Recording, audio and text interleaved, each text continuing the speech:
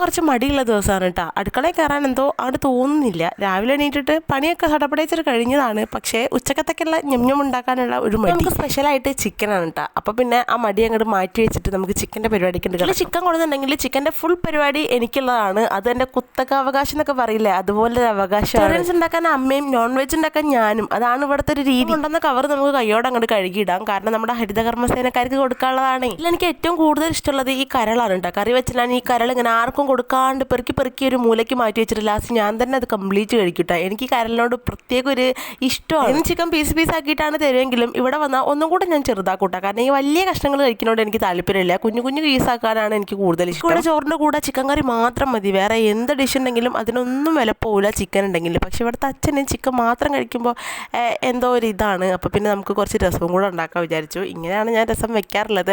ഞാൻ ആദ്യമൊക്കെ രസം വെക്കുമ്പോൾ ഫുൾ ഒരു കറുപ്പ് കളറിലാണ് ഉണ്ടായിരുന്നത്. പിന്നെയാണ് ഞാൻ ഓരോ യൂട്യൂബ് വീഡിയോയിലുള്ള വീഡിയോസൊക്കെ കണ്ടിട്ട് മനസ്സിലാക്കിയത് കുറച്ച് മുളക് പൊടി ഇട്ടുണ്ടെങ്കിൽ ഒരു ചുവപ്പ് കളറൊക്കെ രസത്തിന് കിട്ടുമെന്ന്. അങ്ങനെ അത് നോക്കിയിട്ടാണ് ഞാൻ ഇപ്പോൾ ഒരു രസം വെക്കാറുള്ളത്. ഇവിടെ അച്ഛനും എല്ലാവർക്കൊക്കെ കറി ഇങ്ങനെ മുക്കി പരാൻ കിട്ടണം. ചിക്കൻ എനിക്കാണെങ്കിലോ ഈ ഗ്രേവി ടൈപ്പിൽ വെക്കാനാണ് ഇഷ്ടം. വെള്ളം പോലെ വെക്കുമ്പോൾ ഒരു ടേസ്റ്റ് കിട്ടാത്ത പോലെ തോന്നും. ആകുമ്പോൾ ഇഷ്ടംപോലെ മുക്കി പാചകം ചെയ്യാം. ഉണ്ടാക്കാനാണെങ്കിലോ ഏറ്റവും എളുപ്പമാണ്. അപ്പോൾ പിന്നെ രസം അങ്ങോട്ട് ഉണ്ടാക്കിയിട്ടുണ്ടെങ്കിൽ അച്ഛനും സന്തോഷമാവും, നമുക്കും സന്തോഷമാവും. അങ്ങനെ ചിക്കൻ കഴിക്കാൻ വല്ലാണ്ട് അറിയില്ല കേട്ടോ. ഈ ചിക്കൻ കഴിച്ചിട്ട് ചണ്ടി ചവച്ച് അതിൻ്റെ നീര് മൊത്തം കുടിച്ചിട്ട് ആ ചണ്ടി തുപ്പിക്കളയാറാണ്. അപ്പോൾ ഉരുളക്കിഴങ്ങ് ഉണ്ടെങ്കിൽ അവൻ ചോറും കൂട്ടിയിട്ട് കഴിച്ചോളും. അപ്പോൾ ഉരുളക്കിഴങ്ങ് ഞാൻ അങ്ങനെ കൂടുതൽ ഇടാറുണ്ട്. ഇതിൽ ഞാൻ പറഞ്ഞല്ലോ ഇന്ന് കുറച്ച് മടി പിടിച്ച ദിവസം ആയതുകൊണ്ട് ഉച്ചക്കത്തെ പരിപാടികളൊക്കെ കഴിഞ്ഞപ്പോൾ ഏകദേശം ഒരു 1:30 മണിയൊക്കെ കഴിച്ചിട്ടുണ്ട്. അറിയുന്നതുകൊണ്ട് തന്നെ ഞാൻ പിള്ളേർക്ക് കുറച്ച് നേരത്തെ കഞ്ഞിയൊക്കെ കൊടുത്ത് റെഡിയാക്കി വെച്ചായിരുന്നു. അതുകൊണ്ട് വിശപ്പും കാര്യങ്ങളൊന്നും അവർക്ക് വല്ലാണ്ട് ഉണ്ടാവില്ല. അപ്പോൾ ഫുഡൊക്കെ ആയപ്പോൾ ഫാനൊക്കെ വെച്ചെടുത്തിട്ട് വേഗം ചൂടാറും ചെയ്യും. അവർ സ്വസ്ഥതയിലിരുന്ന് കഴിച്ചോട്ടെ വെച്ചിട്ട് അവർക്ക് തനിയെ കഴിക്കണം എന്ന് പറഞ്ഞുകൊണ്ട് തന്നെ അങ്ങനെയോ ഒറ്റയ്ക്ക് കഴിക്കാൻ വെച്ചെടുത്തൊക്കെ ഉണ്ട്. അങ്ങനെ രണ്ടുപേരും അങ്ങോട്ടും ഇങ്ങോട്ടൊക്കെ വാരി കൊടുത്തിട്ട് സ്നേഹം പ്രകടിപ്പിക്കുകയാണ്. അപ്പോൾ ഇന്നത്തെ വീഡിയോ